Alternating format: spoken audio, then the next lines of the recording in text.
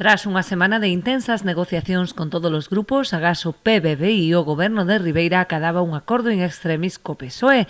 Por esta razón incluía unha moción de urxencia no pleno da pasada noite para debater novamente os orzamentos, que, sen embargo, non saiu adiante.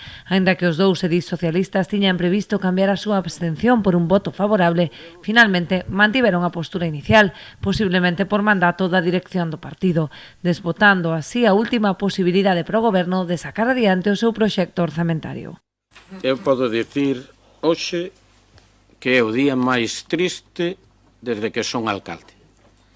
Viña ca ilusión do traballo de todos estes días de intentar que todos os grupos foran efectivamente responsables. Mais vale un mal presupuesto que a prórroga de un presupuesto cando estamos en inflacións do 10%.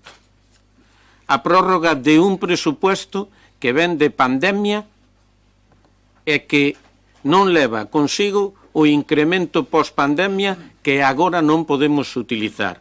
Un presupuesto que parte de servicios municipales deficitarios porque foron os que serviron para que a raíz de baixar o coste deses servicios puderase gastar os cartos en outros lados. Polo tanto, non podemos utilizar maiores fondos. Temos maiores gastos e hai partidas que non corresponden cunha situación normal de un concello por estar en época de pandemia. O que si se aprobou foi a modificación de crédito por valor de 970.000 euros correspondente aos tributos do Estado para asumir unha serie de partidas fundamentais, como os gastos de persoal ou asistencia domiciliaria.